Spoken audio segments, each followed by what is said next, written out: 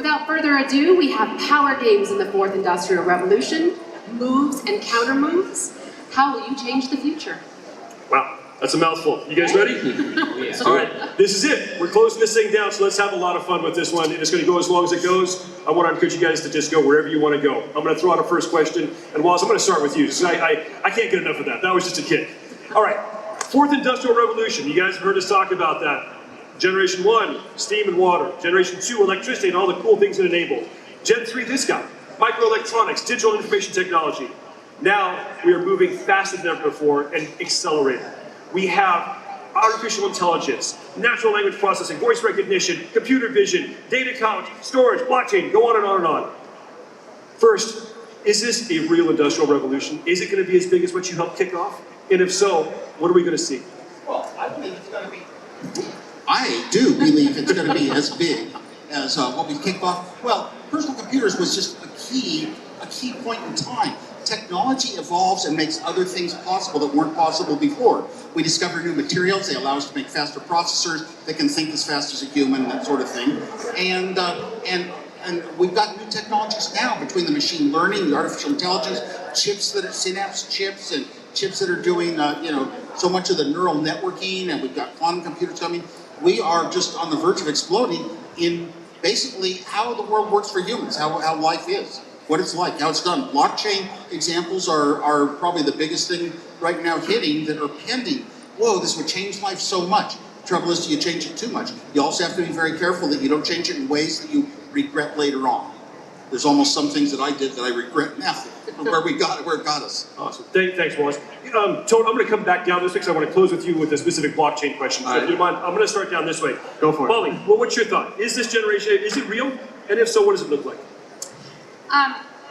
Well, I believe that it's real, and I believe that there's just so much we don't know. And my background isn't in tech, but I do know something about dealing with uncertainty and how important it is to bring a curiosity and an adventurous spirit instead of fear. I think anytime we operate in a fear-based way, we miss a lot and we limit ourselves greatly. So I think it's just really important to show up with courage and an adventurous spirit. Great, thank you. Tony, you got something to say? Jump in, and then I'll come back to you. Yeah, so it's definitely real, I think. And if you look at like robotics and AI, at some point, eventually, they will advance to a point where robotics is so cheap and reliable that almost any type of labor will be able to be done by those robots. And it's just not going to make sense for companies to hire humans to do that. So then the question is, well, okay, what do we do, right? Like, what are we going to be spending our time doing? And so I think we all have to participate in whatever this revolution is going to be. But I think every revolution starts with people, and I think you have to have leaders, and those will become apparent, right? And then create visions that are proactive, and also, it has to be people first. Like, It's a great human perspective, right? These are enabling tools, right, not replacement tools. Exactly. That's really a great perspective. Matt, what's your thought? Oh, I agree with both. I agree with everybody so far. So far, there's no debate.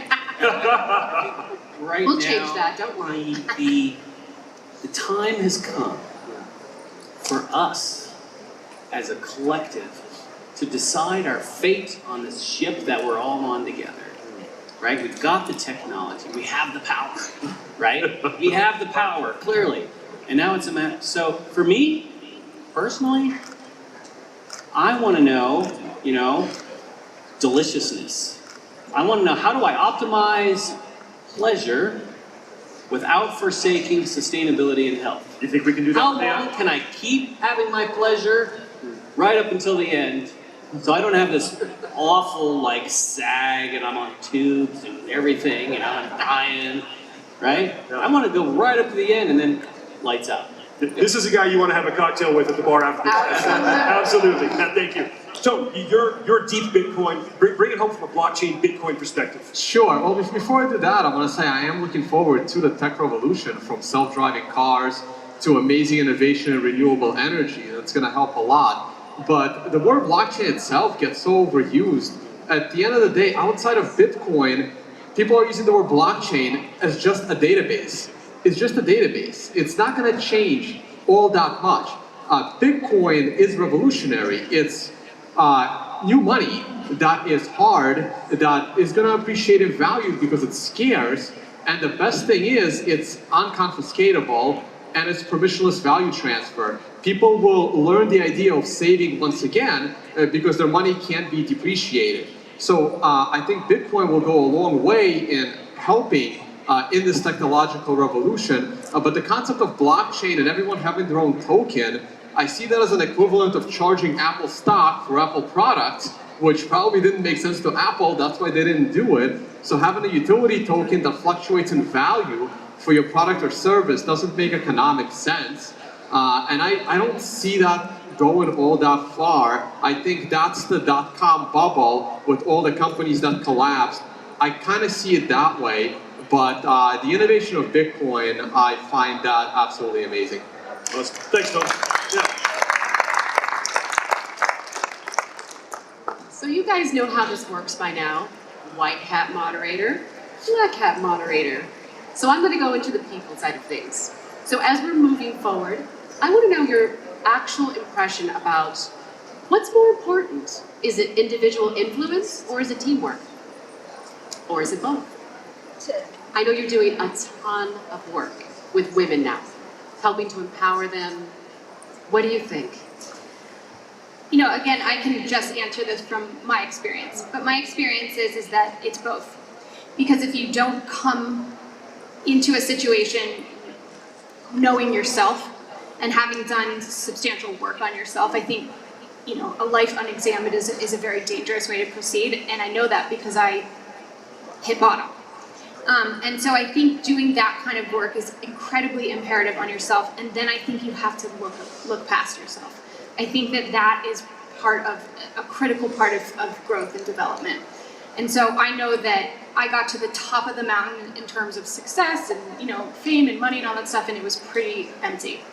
And so, like I said in my talk this time around, I'm still gunning for success. I'm still ambitious, but baked into it is a much bigger perspective and an emphasis on community.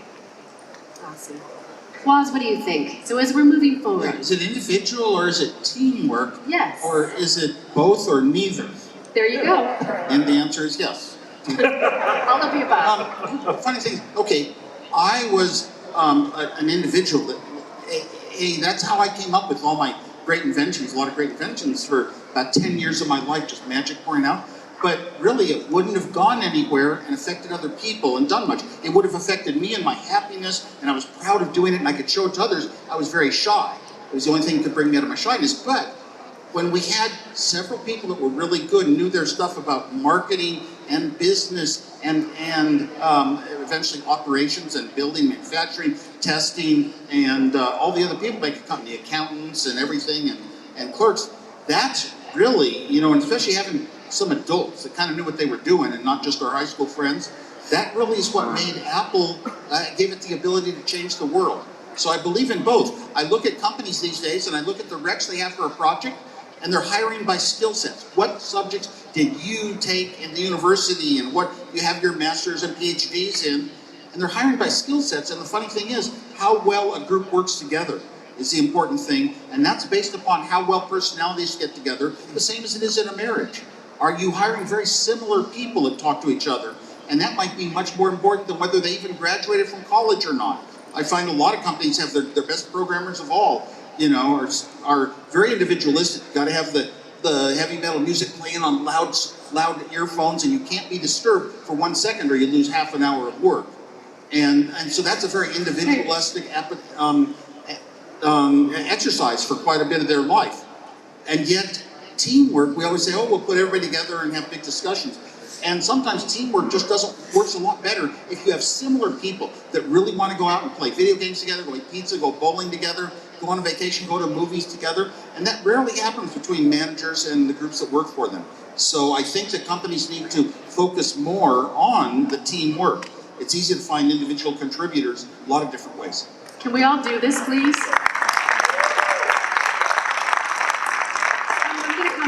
You are on the forefront of technologies, and their basic premise is complete transparency and using the group for accountability. What are your thoughts on this? Yeah, so the complete transparency aspect of the blockchain ledger, it doesn't actually work for a lot of things. Again, people tend to misunderstand it a little bit. People knock Bitcoin because every single transaction is open on a public ledger. Well, because it's decentralized, it has to be open and it's there. So every single person, I can validate my own Bitcoin transactions. I store every single Bitcoin transaction that takes place around the world from day one on a little computer at home. But that doesn't really work for like the financial sector or medical records or like lots of other things. You don't want that kind of transparency. You want there to be privacy for that. So a blockchain doesn't really work. And what people have to realize is in a blockchain, what the blockchain did is it solved an amazing problem in computers. Before Bitcoin, you always sent copies of digital data. You sent a copy of an email, a copy of a picture. You couldn't send an original picture. You couldn't send your Word document. But Bitcoin, that was the innovation.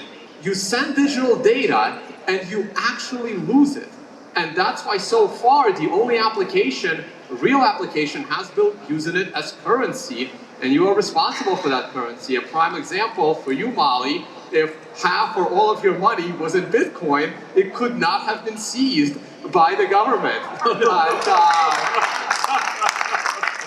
there's nothing they can do about it, and that's such a powerful thing that will allow people to build great things.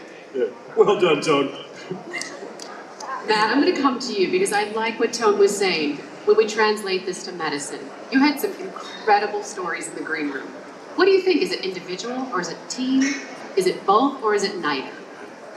Well, Woz, I like that addition, by the way. you know, when Woz was saying, you know, get people together, I would say get them together to eat and drink first before you do anything else. Because when you share food and you share drink with people, that's when you bare your soul a little bit, right? You uncover yourself and you share things you might not share in another environment. And you know, there's truth to this idea of breaking bread with people. And you know, I said earlier, you know, we have the power. We have the power to do things. Well, we have the power to help each other out, right? We have the power to improve all of our lives. You know, this old modicum of, you know, a rising tide raises all boats. So, you know, as an academic, I try to think about things, you know, my role at the University of California is to promote, and I think a lot of people don't realize this. They think my role is to teach undergrads. That's not my role at all.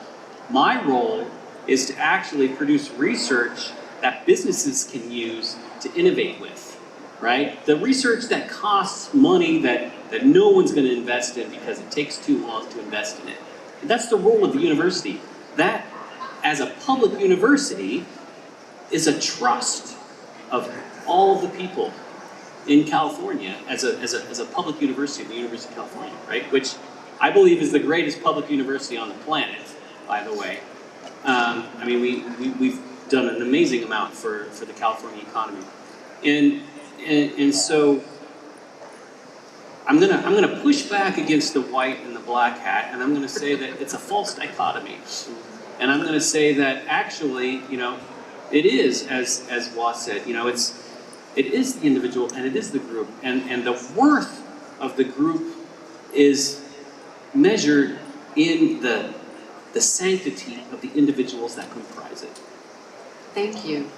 Tony, I saved you for last. Sure. We had a conversation that rocked my world. So lottery.com is one thing and fantastic in its own right. But we talked about solving world hunger and education for the masses. So tell me your perspective on this. Sure. So I think to answer the question directly, Yes. is I think it starts with the individual, and I think that's what we call a leader, right? And that's somebody who sets a vision and then rallies people around them to go accomplish that vision and say, there's the hill over there, and I'm gonna go conquer it. Who's with me? And so it is both, right? It is the individual, but it starts with the individual, and then it's the team self-organizes around that. And to add on to what Woz said, it's people with aligned values who often do the best, and people who align incentives. And so for us, we at Lottery, one of our core values is we win together. And so not just internally as a team, but externally, anybody that might have a stake in anything we're doing, whether that's a government or another company, whatever it is, we want to make sure that we're all aligned together. It's not a zero-sum game, right? You don't have to lose for me to win. Absolutely. So one of the projects that we're working on is we're doing a giant raffle, global raffle, and that's going to benefit a very well-known NGO, and they are tasked with ending extreme hunger in the world. So they raise about $7 billion a year on their own. They're very efficient, actually. They're about 94% efficiency. So 94 cents of every dollar goes to feeding people. So they've raised $7 billion a year on their own. They need 10. So when we started talking to them, we thought, okay, what can we do with that? And we decided we're going to do a giant raffle that we're going to sell tickets all over the world. And there'll be $1 billion, jackpot, grand prize. And then we're going to donate $3 billion to this NGO. And when we talked about it, they said, I don't think you guys understand. Like, if we can do that, if we can pull that off, for the first time in all of human history, there will be no hungry people on the planet. I'm just not. Thank you. How incredible a thought is that?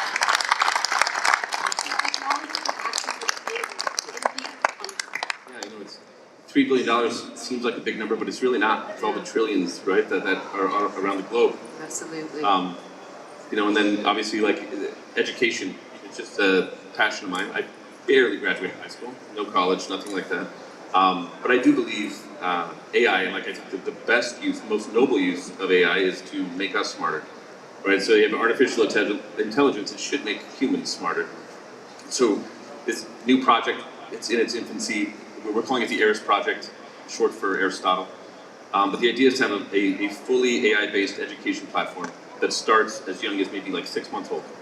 My son's 4 years old now, but when he was 6 months old, he could go to the iPad, swipe it to unlock, find the thing that he wants a little puzzle game, and then start to learn from it. Incredible. And so if AI can power that, while it's teaching a child, it's also learning how the best way to teach that child. And it just gets better and better and better. And if we can do that, then you can expand the curriculum to anything, K through 12 and beyond, languages, whatever, it doesn't matter. Then if you can truly give that away for free, meaning we're not going to mine data, we're not going to sell data, we're not going to show ads, nothing, right? Just really give it away. Then we change what world-class education means, which we don't even know what that limit is. And then beyond that, now a kid who's born in the worst neighborhood of Chicago or born in the slums of Delhi will now have if you can get a device in their hand, you can give them the same middle-class education as the most privileged child in Beverly Hills. Incredible. That is such a noble thought. Incredible. I think everybody up here in their own right, I just talked to you guys about group. I want to get singular now about individually how you think. So when you're thinking about moving to next moves, the future, how do you do that individually? Is it mind mapping? Is it strategy charts? What role does all of this play, and how do you get there? So I'm going to open this up to the panel, but Woz, I'm going to start with you, one of our great innovators. Yeah, my position is a little different than a lot of people. I never go out to try to promote myself or seek things. A lot of things roll my way, and I pick and choose. Oh my gosh, this is so interesting. I want to learn more about it. I want to read about it. I want to get into it. My life actually got distracted for a long time because of Apple's success. I would follow all of the apps and all of the new smartphone innovations and stuff like that. And now I'm getting more interested in electrical vehicles and self-driving and whatnot. But, the thing is, I was following all that stuff, and I got distracted from who I was, sitting down as just a developer, putting a few pieces together and starting to write my own code and learning things and struggling to get things working for night after night after night, and then so relieved when it finally works and feeling so proud and the amount of time went into it. So I'm actually trying to go back to that person at this point in my life, a hobby when I get the time, aside from traveling and touring and speaking a lot. Woz, what do instincts play in all of this? What role do instincts play in all this? Instincts play in all this? Instincts are extremely important. I believe I kind of grew up, well, of course, I was a very left brain, you might say, and very careful working with structured systems to develop hardware and software. And now, boy, Apple sure took me in a different direction of thinking. That's really what you feel as a human being is worth, a lot more. I almost want to do everything I can without going through the structure. I do not want to learn where to tap real efficiently and quickly to get things done on my iPhone. I just want to pick it up on my watch, and I just want to speak into the watch and have things answered and get questions to things and send quick messages to my wife and whatever. And I just want to do it because you don't really have to memorize and think about a procedure. When we were moving Apple towards the Macintosh, towards the mouse-based computer, oh my gosh, the Microsoft computers were DOS. You had to memorize long lines to get things done with files on a computer. And all of a sudden, with a mouse, you just look with your eyes and drag things like a human being does. And that meant so much you don't have to memorize all this stuff. We came out with the Newton Message Pad once at Apple. It was a tablet that you could handwrite with your own human muscles. I believe so much in the human, and everything in technology should be most important. Your human muscles, you could write words and it would know what the words were that you had just written. And the first day I had my Newton Message Pad, San Francisco Airport, about to fly my kids to Disney World, and I got a phone call, and I just learned that I could write words on the notepad of the Newton, and I wrote a reminder message to myself. Just a reminder, Sarah, dentist, Tuesday, 2 p.m. And then I'm looking around, and there's a menu called Assist or something. I clicked Assist, it opened up the calendar by surprise to me. On Tuesday at 2 p.m. it put the word dentist, and it let me pick Sarah out of my contact list, and it changed my life forever. I said, I want to live in the human world, writing or speaking the human way, and have machines understand me. And so even on that message pad, of course, I would take all my notes in classes, meaning driver improvement classes. I would take all my notes on the message pad, and if I wanted to call my friend Jim, I would handwrite, C-A-L-L, Jim. Call Jim, and hit assist, beep, beep, beep, beep, beep, beep, beep. And I didn't have to go through the structure of typing, 353-4747 on the telephone. And that was a big life change, just like Siri was later on, before Apple had Siri. It was a third-party app for a year. What's changed my life the most of Apple products, the third-party app store, to let hundreds of thousands and millions of smart people come up with their own solutions to life. No, we just heard Steve Wozniak. Is anyone else going to take us through their, yes? Okay, Sure. great. Yeah, Bring it. God, I hate little scraps of paper. I really hate little scraps of paper, and I would not be able to live my life and do what I do without a calendar and reminders that go with the calendar and a contact list. Like these, to me, these are basic functions that I need to rely on to get through my day. So I just want to say thank you. And this idea of a visual interface, we might have gone down a totally different path if it weren't for you. Absolutely. And, no, really. I really use Apple's calendar, and Google won't know every place you go. I went the wrong way. So when I was 14, unfortunately, I couldn't afford an Apple, so I was a Commodore kid, right? And then we had 64K memory, right? Like it was a big deal. And for me, I was hacking on that thing. But once just these few key utilities came along, right? And now we're thinking about, well, what are the next few key utilities that are going to come along, right? And so for us, I hear people, so I deal with people who are doing food tech all the time, right? I'm in the food tech space constantly. And I hear people say, oh, we're going to save you time in the kitchen. Like, what are you saving your time for? You're going to, so you can spend more time on your screen? Really? Like, is that a real thing? You want to go back to the screen? No. Because your time in the kitchen, man, that's quality. We know, there's study after study after study. You spend time with your kids in the kitchen, they eat better, they do better in school, right? Like, so my emphasis is, how do we help people become better individuals, and how do we help people have better interactions with each other? And for me, I'm biased. It happens around food and drink. There you go. That's awesome. Tony, I think you had something to add to this in your process. Sure. Yeah, it's funny when you ask me that. It's I sort of know what a mind map is, but I don't do any of that. It's when I think about what the next big thing is or what we're going to go chase, it's very much by happenstance and really looking for opportunities. And sometimes it's I think finding things that other people think are impossible. Mm-hmm. And I would say there's so many things that have not been done or have not been tried only because they haven't been tried by other people. Right. Which is a weird thing, right? And sometimes things are not tried because somebody tried once and failed. Somebody had to try to climb Mount Everest before that was a thing. So I think we just pick unreasonable, impossible goals, and then that's sort of what we are. I mean, lottery.com. It's just, I didn't grow up dreaming of like selling lottery tickets, right?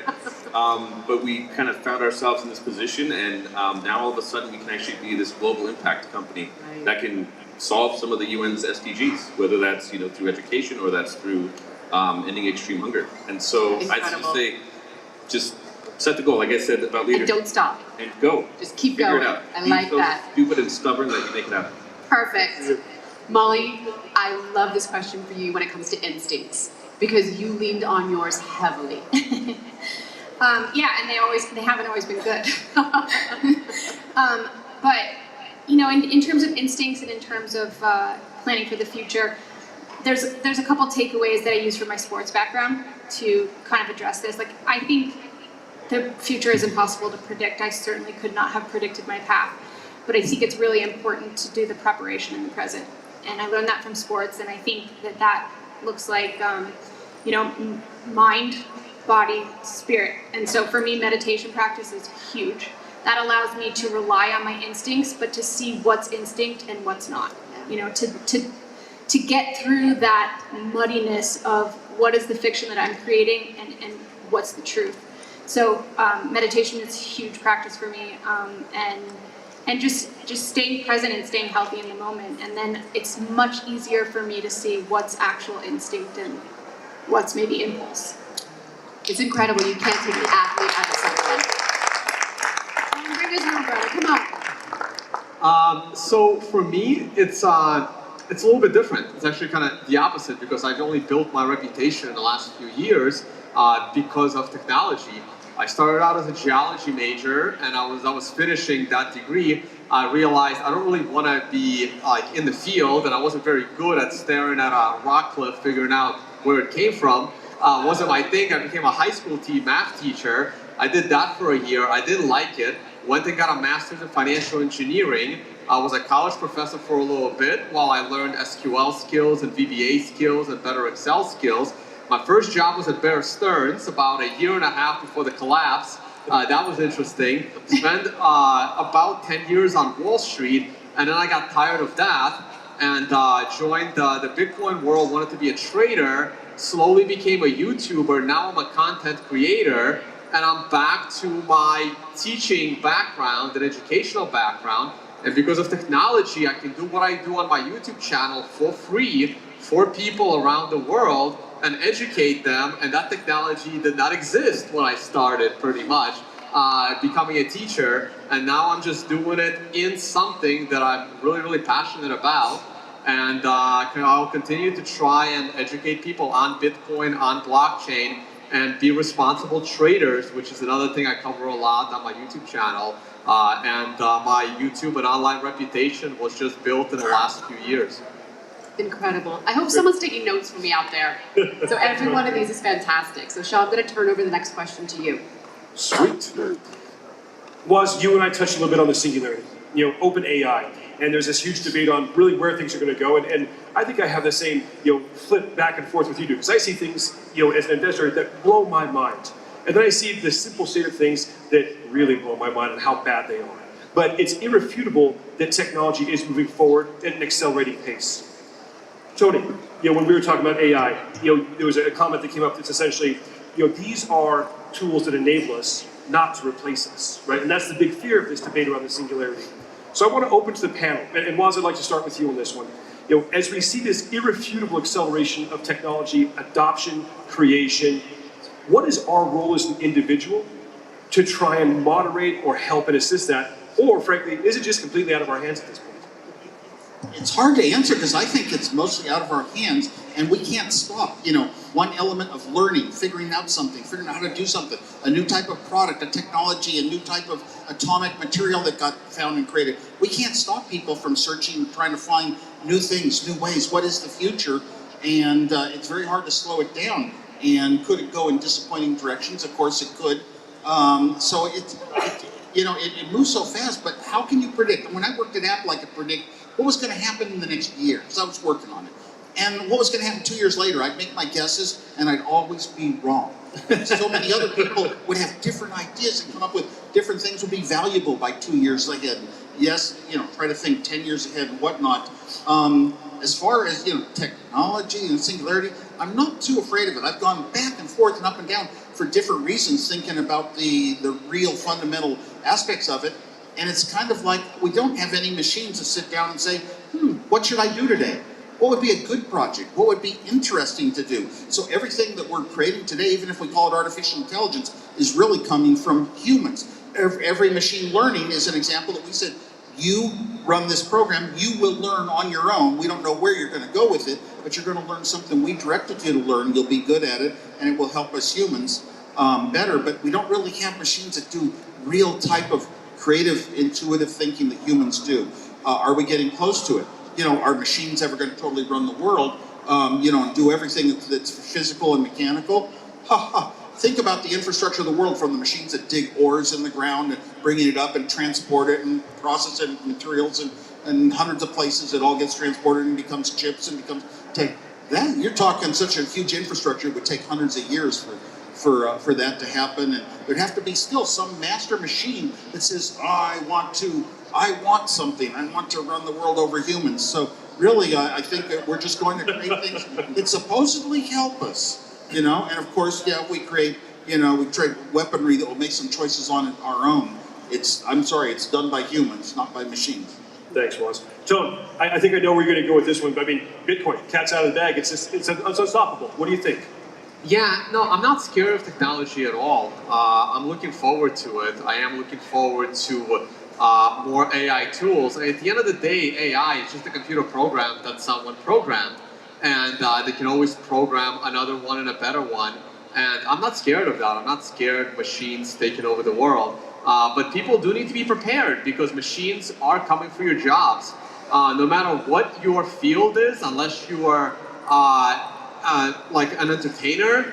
Other than that, if you have any kind of a job, like if you also learn computer programming, you can then do so much more with that job. Pretty much everything is going to get automated, and that is going to be a huge paradigm shift for people, and people will have to get used to it. But I'm not scared of that at all. I'm looking forward to it. I wish it came faster.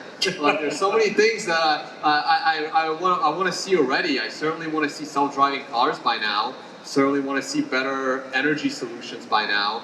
And technology is getting there. It's getting there slowly. And I think, again, going back to Bitcoin and blockchain for a minute, I do think it could help a little bit, is that as an amazing book, The Bitcoin Standard, talked about like the time preference of money.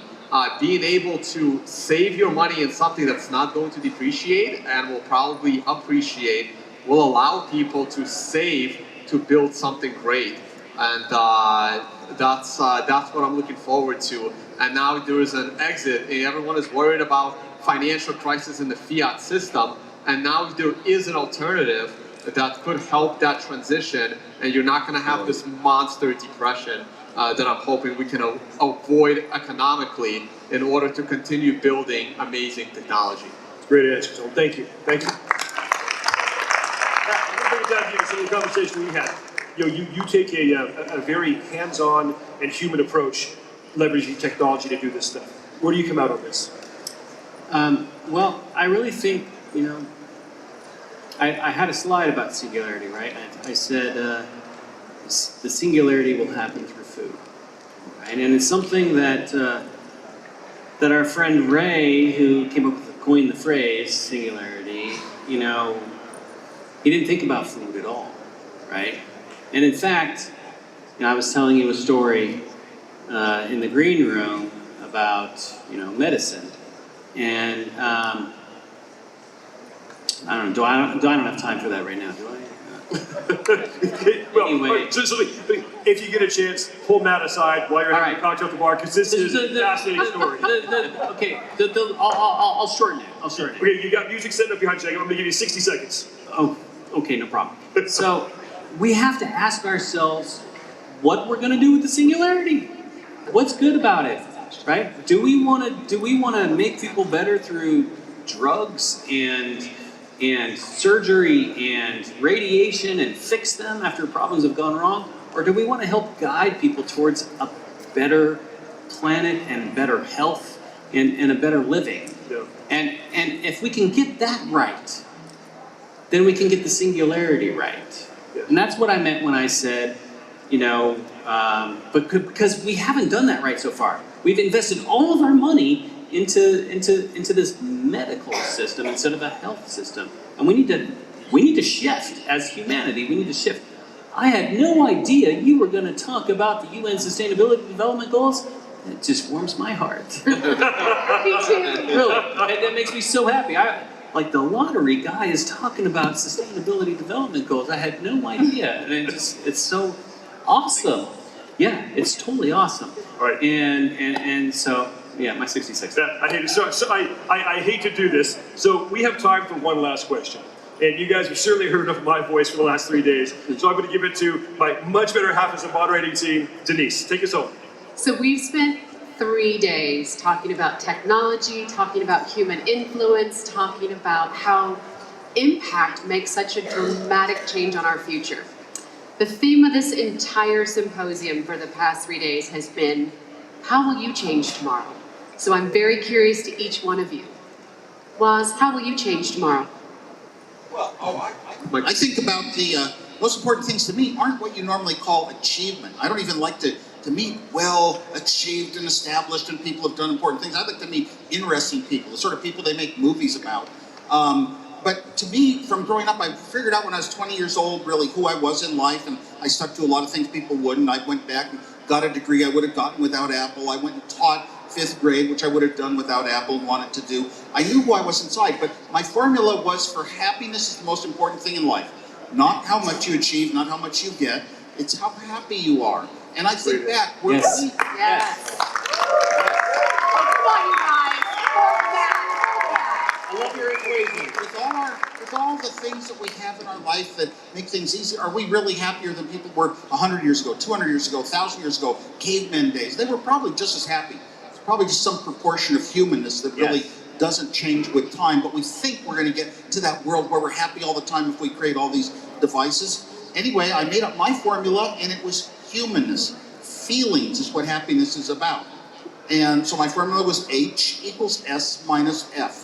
Happiness equals smiles minus frowns. Do the things that make you smile.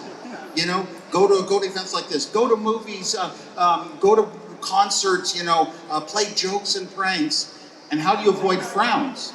And I came up with formulas in my own life that worked very well. Don't argue. If somebody disagrees with has a different way of thinking, they have their way of thinking. I have my way of thinking. We're both good people. If my car gets scratched, fix it. Don't let things get you upset. It's sort of a not caring thing. I modified my formula in a little later years to include entertainment after I put on some huge rock concerts in Southern California. 1 million tickets sold each of the years 82 and 83. And I changed my formula to include the fun element more, and I said H equals F cubed. Happiness equals food, which is the necessities of life. Food, fun, and friends. Oh my God. But I was getting inducted into my high school Hall of Fame, and I gave that formula out, and the students started laughing, and I had to embarrassingly admit, well, there might be a 4th F. I don't want to run out of time for this. Drop it right now. Just drop the mic. You picked that one up pretty well. How are you changing tomorrow? Besides taking Waz's direct quote, and we're both getting tattoos. Okay, well, I guess the first way I'll change tomorrow, take off my clothes. All right, that was bad. The first way I will change tomorrow, I hope, is to find out more about Woz's formula. And I mean, it's resonating seriously, and to understand how can we compute over that? How can we compute over happiness? Right? If you look at the DSM, the Diagnostic Services Manual, it's for psychologists and psychiatrists. We've got something on the order of like 2,000 different ways to describe depression. Depression, feeling bad depression, not like you got hit in the head and you got a concave skull depression, but like depression, like I'm depressed and feeling bad, right? Post-traumatic depression, all kinds of depression, right? We've got like, I think it's like 20 words to describe happiness in the medical vocabulary, right? And like, I don't remember the numbers exactly, so don't quote me, but I know I'm close. Like, more than 75% of them are related to unhappiness, right? We've been focused in the wrong direction. So my change tomorrow is going to be, how do we compute over happiness? Yeah. How do we compute over joy and delight and making the world a better place? Yes. Tone, how are you changing tomorrow? Well, Yeah, let's give that I absolutely agree. I'm going to try to take it in a different direction because everything amazing has been said about happiness and enjoying your life. And you certainly want to do, especially for a living, whatever earns you money, you want to do something you love. But I'm going to change that back to technology. And I've spoken to a few early people in the early days of the internet. And the one thing they really regretted is putting encryption and privacy into the internet. And I think that if I had the ability to change tomorrow, I would hope that all of our social media apps, more of our communication, is just encryption wasn't frowned upon, and the people that are building all of this technology, you don't need decentralization. Decentralization is usually inefficient. All it takes is the right person at the top of a company, the right CEO, to believe in people's privacy and provide them encryption so that others that want to do you harm can't just watch everything you do and spy all over you like the book 1984. And I think that's what people can do today and what they could have done for the last 10 years. And I'm disappointed that it still isn't happening to that degree. Bitcoin does that intuitively, but Bitcoin had to be decentralized. But our communication doesn't have to be decentralized. We just need the right people to believe in privacy for us, and I think that would go a long way to helping society. Thank you, Tone. We're going to ask you about that, but I'm not letting you guys off. Molly, how are you changing tomorrow? As quickly as we can so they don't literally yank us off the stage. In my previous life, I was able to create transformational experiences for rich people in the context of gambling. And I was really successful at it, but it wasn't really that interesting. So I'm really committed right now to creating programs, conferences, different sort of localized meetups to create transformational experiences for people who are kind of in helpless, hopeless situations. And then I hope to use technology to scale. Nice. Tony, Thank you, Molly. bring us home. How are you changing tomorrow? Thank you. So I hope in two ways. I think one is we have a very special opportunity to really end extreme hunger in the world. It's not that far away, and it's one of the SDGs, and it's actually, we can accomplish it. So I hope with enough people out there and my team that we can do that. Because if you can't eat, you have no food in your stomach, you can't think, you can't learn. Nothing worse than Nothing. scarcity. It's terrible. It is. And then the next thing is I hope through the ERIS project that we can actually democratize all education and get devices into the hands of everyone. And if you just, there's so many applications here, but if you think about how many Einstein-level IQs are just born in the wrong place and time, in the slums of Delhi, or they just never get a chance, they end up digging ditches. The world has missed out on all of that. And I think we don't know what's going to happen with AI and what, maybe there's some negative things that happen there. But what we do know we can do is actually have AI make us more intelligent, find those special gifted minds, and then kind of elevate them. Incredible. Can you join me for shouting?